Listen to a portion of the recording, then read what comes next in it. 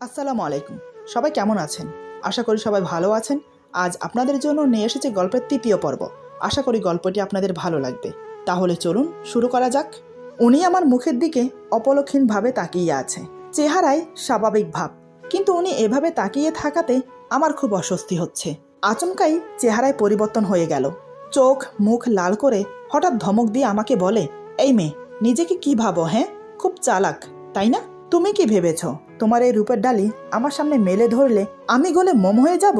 দেখো, আমি সেই ধরনের ছেলে না। তোমার এই বাজে অভ্যাসগুলো না খুবই বিরক্তকর। আজ দুপুরে তুমি ইচ্ছে করেই আমার সাথে ধাক্কা খেয়েছ, তারপর যা চেয়েছো তাই হয়েছে। কি ভেবেছ এসব করে আমাকে নিজের করে নেবে?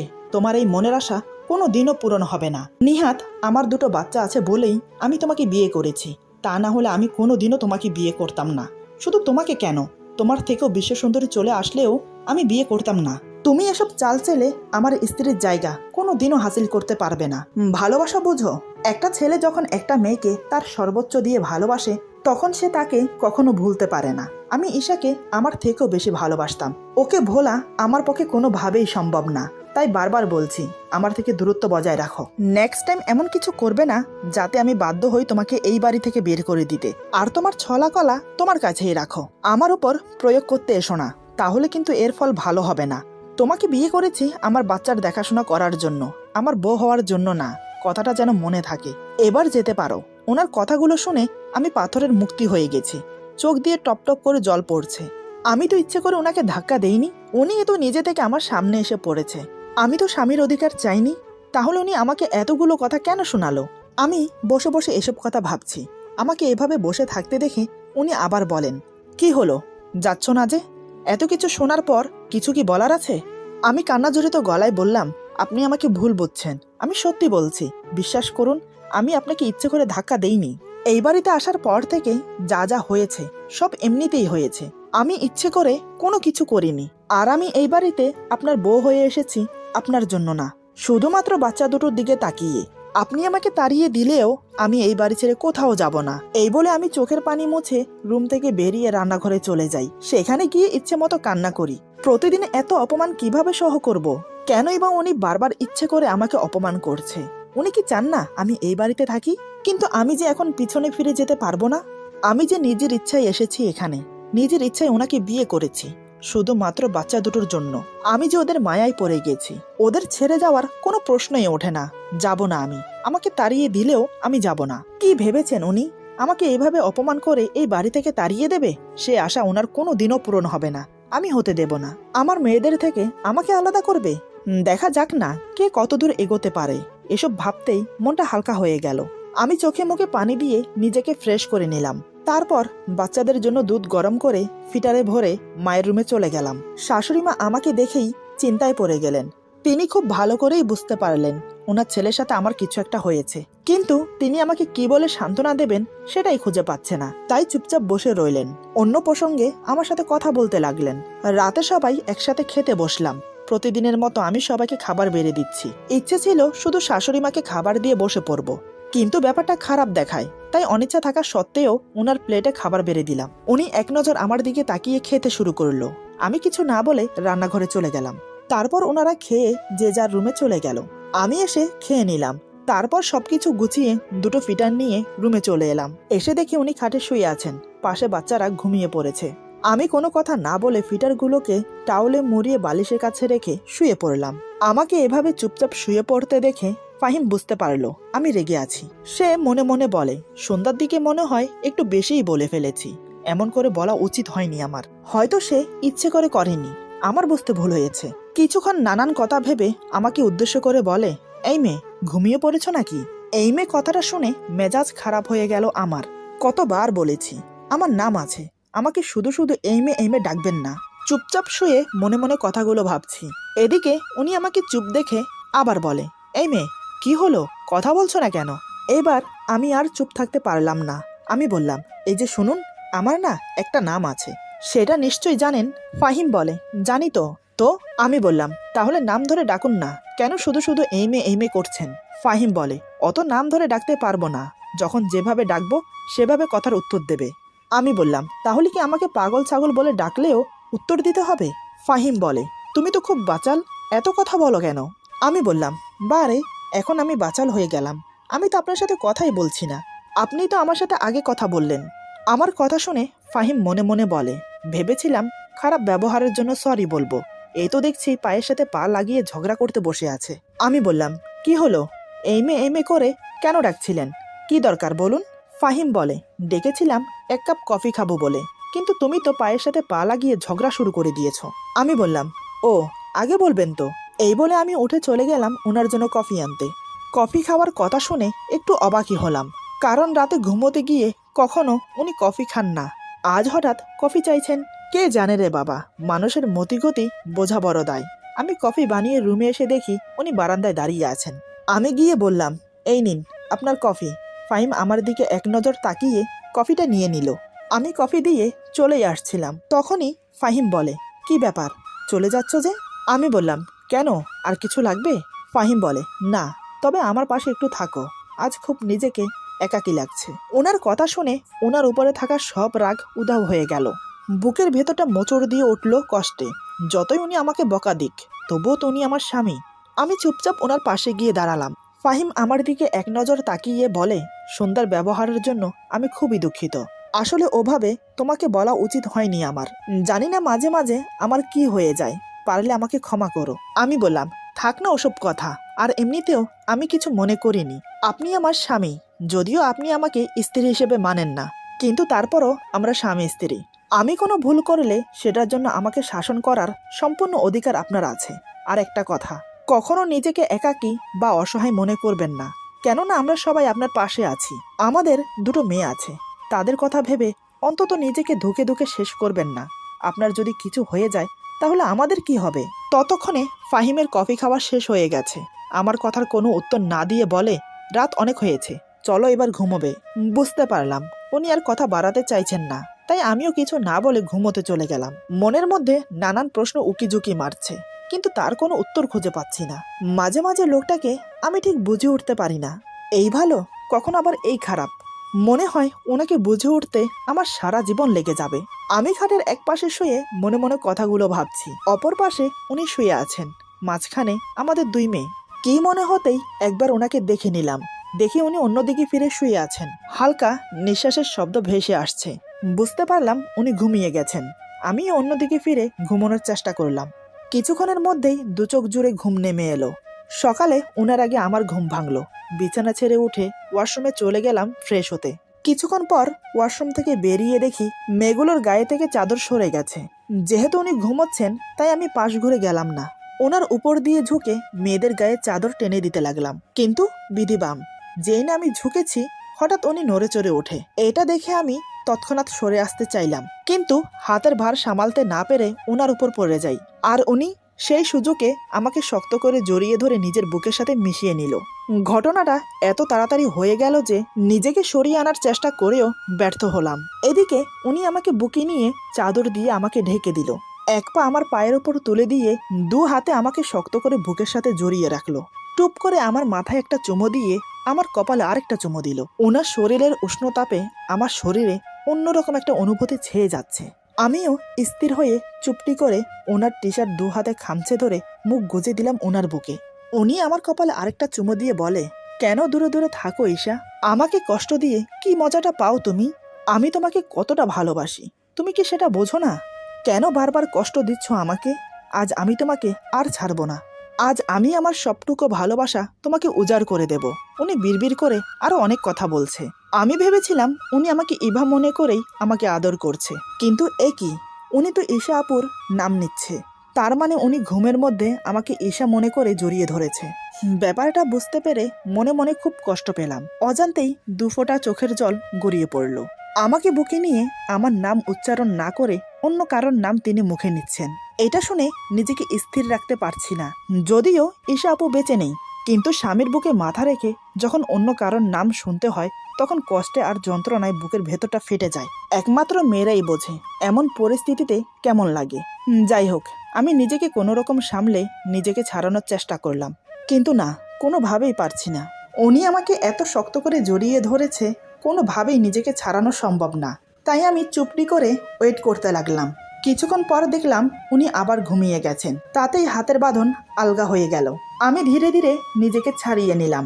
মনের দিক দিয়ে আমি খুব ভেঙে পড়েছিলাম তখন।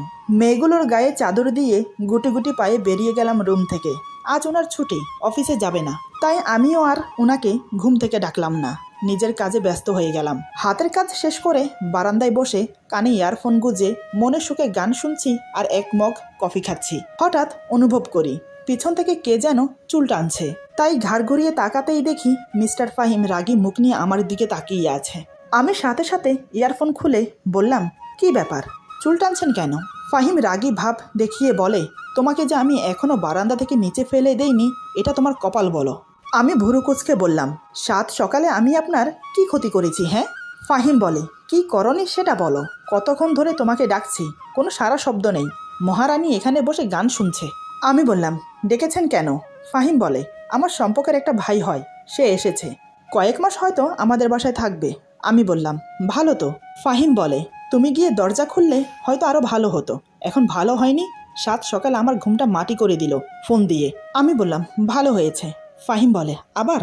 আমি বললাম, মা ডাকছে, আমি গেলাম। এই বলে বারান্দা থেকে চলে না আসলে আজকে এমন ঝগড়া লাগতো যে আশেপাশের মানুষ এক জায়গায় জড়ো হতো। তার চেয়ে ওনার কাছ থেকে দূরত্ব বজায় রাখা ভালো। আমি নিচে এসে সব রান্নাবান্নার কাজ সেরে রেখেছি। শাশুড়ি মার পায়ে ব্যথা, তাই তার রুমে খাবার দিয়ে এসে ডাইনিং টেবিলে খাবার সাজিয়ে ফাহিমকে ডাকতে যাওয়ার আগেই সে হাজির হয়েছে। সাথে তার দুঃসম্পর্কের ভাই, সেও এসেছে। তাকে দেখিয়ে বলে, এ হলো তমাল, আমার ভাই হয়। আমি বললাম, জি, আসসালামু আলাইকুম। তমাল আমার দিকে অবাক চোখে তাকিয়ে বলে, ওয়ালাইকুম সালাম ভাইয়া, নতুন ভাবি দেখতে বেশ সুন্দরী। তমালের কথায় ফাহিম কিছু বলল না। আমি বললাম, আচ্ছা আপনারা বসুন, খেয়ে নিন। ফাহিম বলে, তুমি খাবে না? আমি বললাম, পরে খাবো। ফাহিম বলে, মাহিরা মাইশা ঘুম থেকে উঠে গেলে তোমার খেতে অনেক দেরি হবে, তার থেকে ভালো এখন খেয়ে নাও। আমি বললাম, এই বলে ফাহিমের কথা মতো খেতে বসেছি। ফাহিম আর তমাল কথা বলে যাচ্ছে আর আমি চুপচাপ খাবার খাচ্ছি। কিন্তু কয়েকবার মনে হলো আমার পায়ে কিছুতে যেন খোঁচা লাগছে, হয়তো বিড়াল হবে। তবে এই বাসায় তো বিড়াল নেই, তাহলে কি উনি খোঁচা দিচ্ছেন?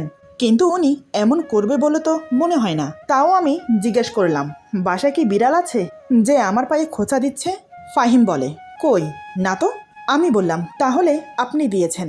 ফাহিম বলে, না, কোনো দরকার হলে তোমাকে বলবো, এসব খোঁচাখুচি কেন করব? আমি বললাম, ও। মনে মনে ভাবতে লাগলাম, আমরা তিনজন ছাড়া এখানে আর কেউ নেই, তাহলে কি তমাল এরকম করেছে? কিন্তু ও কেন এমন করবে? দেখে তো মনে হয় ভালো ছেলে। খাওয়া দাওয়া শেষ করে ফাহিম কাজ আছে বলে বাইরে চলে গেল। আমি নিজের রুমে মাহির আর মাইশাকে খাইয়ে দিয়ে আমার পাশে শুয়ে রেখেছি। সকাল সকাল ঘুম থেকে ওঠার কারণে এখন অনেক ঘুম পাচ্ছে, তাই ভাবলাম এই সময়টাই একটু ঘুমিয়ে নেওয়া যাক। এই ভেবে বাচ্চাদের পাশে শুয়ে পড়লাম। চোখে ঘুম লেগে যাচ্ছে। ঠিক সেই সময় কেউ বলে ওঠে, ভাবি, আপনাকে খুঁজে বেড়াচ্ছি আর আপনি ঘুমোচ্ছেন। আমি তাড়াতাড়ি গায়ে ওড়না দিয়ে উঠে বসে দেখি তমাল। আমি বললাম, আপনি কি জানেন না কারো রুমে ঢোকার আগে দরজা নক করতে হয়? তমাল বলে, ভাবির সাথে দেবরের সম্পর্কে এত ফর্মালিটি দরকার হয় না। আমি বললাম, সেটা আপনার অন্য ভাবিদের সাথে করবেন, আমার সাথে না। তমাল বলে, আরে মিষ্টি ভাবি, রেগে যাচ্ছেন কেন? আমি বললাম, আমাকে কেন খুঁজছেন সেটা বলুন। তমাল বলে, এই তো একটু গল্প করার জন্য। আমি বললাম, ও আচ্ছা। তমাল বলে, ভাইয়ের সাথে আপনার সম্পর্ক ঠিক স্বামী স্ত্রীর মতো না, কি তাই না? আমি বললাম, আমরা স্বামী স্ত্রী হলে সম্পর্ক অন্য কিছু হবে কেন? তমাল বলে, এত ধাজ নিয়ে কথা বলা ঠিক না, মিষ্টি চেহারায় মিষ্টি করে কথা বলতে হয়। আমি বললাম, আপনার সাথে পরে কথা হবে, এখন আপনি যান। তমাল বলে, আচ্ছা, পরেই না হয় আসবো। এই বলে তমাল চলে গেল। তমাল রুম থেকে বের হওয়ার পর আমি দরজা লক করে দিলাম। এখন বুঝতে পেরেছি খাবার টেবিলের কাজটা তমাল করেছে। ওর কথাবার্তা ভালো না, তেমন চোখের চাহনি বড্ড খারাপ। খাবার টেবিলের কথা মনে পড়তেই রাগে গা জ্বলে যাচ্ছে। সারাদিনে কাজে না থাকায় রুমে থাকতে পেরেছি। সন্ধ্যার দিকে ফাহিম অনেকগুলো ফুচকা হালিম নিয়ে বাসায় ফিরেছে। তারপর সবাই একসাথে বসে খাচ্ছি। তখনই ফাহিমের অনেক ঝাল লাগে, তাই সে পানি নিয়ে আসতে গেল। সাথে শাশুড়ি মাও আমার হয়ে গেছে বলে নিজের রুমে চলে গেল। সেই ফাঁকে তমাল হঠাৎ করে আমার হাতের ফুচকাটা ওর মুখে নিয়ে নিল। এটা দেখে আমার খুব রাগ হলো। আমি বললাম, প্লেটে ফুচকা রাখা আছে, সেটা না খেয়ে আমার হাতেরটা নিয়েছেন কেন? এরকম অসভ্যতা আমি একদম পছন্দ করি না। তমাল বলে, পছন্দ করো না ঠিক আছে, তাহলে কি করবে? ভাইয়াকে বলে দেবে? দাও। আমি বললাম, হ্যাঁ অবশ্যই বলবো। তমাল মুচকি এসে বলে দেখো, বিশ্বাস করবে না। এরই মধ্যে ফাহিম পানি নিয়ে আসলো। আমারও ঝাল লেগেছিল, তাই এক গ্লাস পানি ঢেলে খেতে লাগলাম। এই সুযোগে তমাল বলে, ভাবির এত ঝাল লেগেছে, তাও কিন্তু ফুচকা খাওয়া ছাড়েনি, এমনকি আমার হাতেরটাও নিয়ে খেয়েছে। তমালের কথা শুনে মন চাচ্ছে ওর গালে একটা থাপ্পড় বসিয়ে দেই, কিন্তু না, ফাহিম ওকে ভালো ছেলে বলে জানে। আমি কোনো কথা বললাম না, চুপচাপ সেখান থেকে রুমে চলে আসলাম। অতীত ভুলে নতুন করে সংসার শুরু করেছি, কিন্তু তাও বিপদ আমাকে ছাড়ে না। কী করে যে তমালের খারাপ উদ্দেশ্য সবার সামনে প্রকাশ করব ভেবে পাচ্ছি না। ফাহিমকে বলতে খুব ভয় লাগছে, যদি আমাকে ভুল বোঝে খুব অস্থির লাগছে, তাই বারান্দায় গিয়ে পায়চারি করছি। বেশ কিছুক্ষণ পরে ঠিক করলাম ফাহিমকে গিয়ে সব বলে দেব।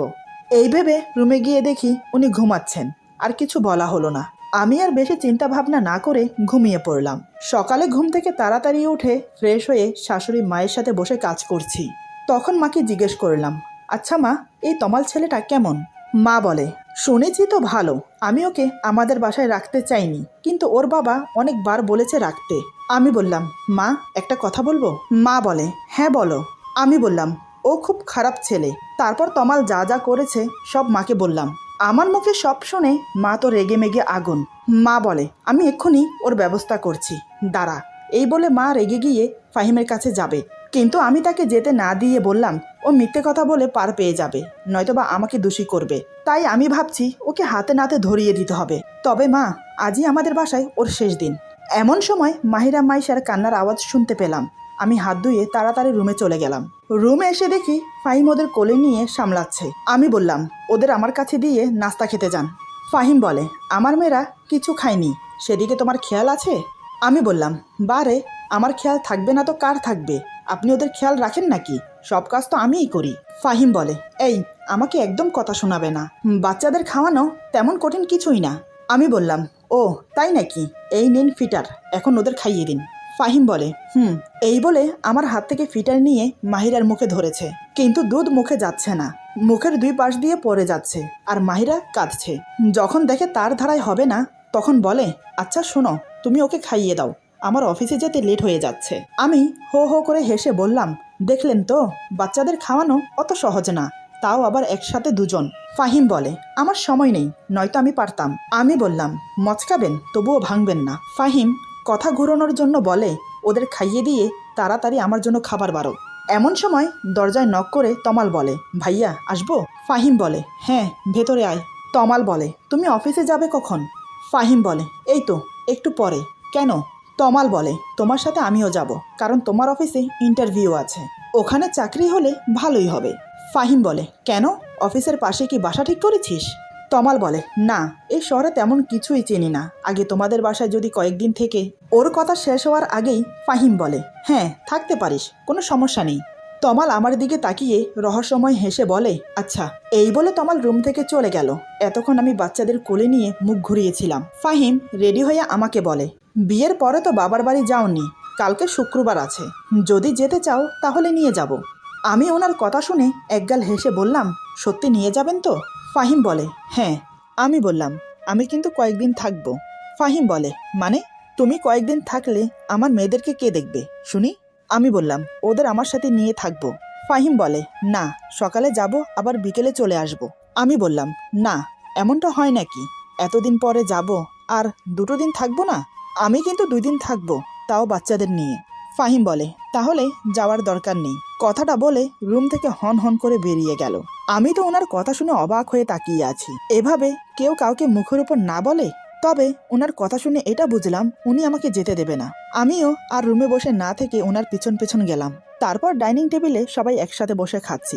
তখনই হঠাৎ ফাহিম মাকে বলে, মা, কালকে আমরা সবাই ইভার বাবার বাড়িতে যাব। মা বলে, আমার যাওয়ার দরকার নেই, তোরা যাস।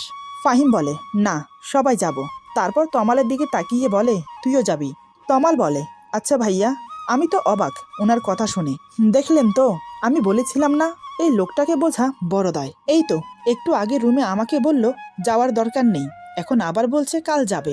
কি আজব রে বাবা। এতক্ষণ আমি অবাক হয়ে ওনার দিকে তাকিয়েছিলাম। হঠাৎ আমার চোখ পড়ল তমালের দিকে। দেখি তমাল বজ্জাত হারামি আমার দিকে তাকিয়ে মুচকি হাসছে। ওর হাসির পিছনে লুকিয়ে আছে খারাপ উদ্দেশ্য, কিন্তু সেটা হতে দেওয়া যাবে না। হঠাৎ অনুভব করি আমার পায়ের উপর কেউ পা রেখেছে। কেউ বলতে এটা তমাল ছাড়া আর কেউ না। তাই আমিও পা সরিয়ে একটা লাথি মারি ওর পায়ে। তমাল ব্যথায় চেঁচিয়ে বলে, উফ, পা মনে হয় গেল। ফাহিম বলে, তমাল তোর কি হয়েছে? তমাল বলে, না ভাইয়া, কিছু না। ফাহিম বলে, তুই কি ব্যথা পেয়েছিস? তমাল বলে, না তেমন কিছু না, হঠাৎ করে পায়ের রগে টান লেগেছে। ফাহিম বলে, সাবধানে বসতে পারিস তো নাকি? তমাল বলে, পা একটু নাড়াচাড়া দিলে ঠিক হয়ে যাবে। তমালের চেহারা দেখে আমার খুব হাসি পাচ্ছে, তবে শাশুড়ি মাও বুঝেছে কাজটা আমি করেছি। খাওয়া শেষ করে তমাল বাসা থেকে বের হবার সময় বলে, কাজটা কিন্তু ঠিক করলে না, এর জন্য তোমাকে পস্তাতে হবে। আমি বললাম, আমি তোমার কোনো কথার উত্তর দিলাম না, পারলে কাজে করিয়ে দেখাও। তমাল আমার দিকে অগ্নির দৃষ্টি নিয়ে তাকিয়ে হন হন করে চলে গেল বাহিরে। আমি রুমে এসে বাচ্চাদের গোসল করিয়ে জামা কাপড় পরিয়ে মায়ের কাছে দিয়ে এসে তারপর আমি গোসল করব। এই ভেবে ওদের গোসল করিয়ে কাপড় পরিয়ে যেই না মাকে দিয়ে আসতে যাব, তার আগেই মা রুমে আসে ওদের নিতে। মা বলে, ইভা তুমি কিন্তু ভুল করছো, তমালের কথা ফাহিমকে না বলে। আমি বললাম, মা আমি চাই একটা প্রমাণ সহ ওকে ধরিয়ে দিতে। মা বলে, আজকে যা করলে তাতে ও তোমার উপর ক্ষেপে আছে, এর বদলা ঠিক নেবে। আমি বললাম, আজকেই ওর শেষ দিন, আপনি সাথে থাকবেন তো মা? মা বলে, থাকবো। এভাবেই সারাটা দিন কেটে যায়। সারাদিনে তমাল বাসায় আসেনি। এদিকে আমি অপেক্ষা করে আছি কখন বাসায় আসবে। সন্ধ্যার দিকে ফাহিমের সাথে তমাল বাসায় আসে। মুখ দেখে মনে হয় চাকরি হয়নি। আমি তো খুব খুশি হয়েছি। প্রায় আধা ঘন্টা পর আমি তমালের রুমে গেলাম এক গ্লাস পানি নিয়ে। রুমে টি টেবিলের উপর পানির গ্লাস রেখে যেই না বেরোতে যাব, ঠিক তখনই পেছন থেকে তমাল আমার ওড়না টেনে ধরে। ওর এমন ব্যবহারে আমার খুব রাগ হয়, ইচ্ছে করছে ঠাস করে দুটো থাপ্পড় মারি। আমি রাগিত দৃষ্টি নিয়ে ওর দিকে তাকিয়ে বললাম, আমি আপনার ভাইয়ের বউ হই, আপনি আমার সম্পর্কে দেবর হন, আর আপনি কি না আমার ওড়না টেনে ধরেছেন? ছি ছি ছি। তমাল বলে, এই একদম আমাকে সম্পর্কের দোহাই দিয়ে কথা বলবে না। বিয়ে করেছো একটা মধ্যবয়স্ক লোককে, আবার আমার কাছে সাধু সাজো?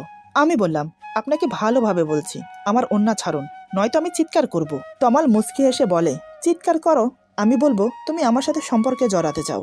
আমি বললাম, আপনার মতো নিচু মনের মানুষ একটাও দেখিনি। তমাল বলে, তোমার জন্য নিচু মনের মানুষ হতে হয়েছে। তুমি জানো, প্রথম যেদিন তোমাকে দেখেছি সেদিন থেকে তোমাকে পাওয়ার জন্য মন হাহাকার করছে। তোমাকে ফাহিমের সাথে দেখতে পারি না, ও তোমার থেকে বয়সে অনেক বড়।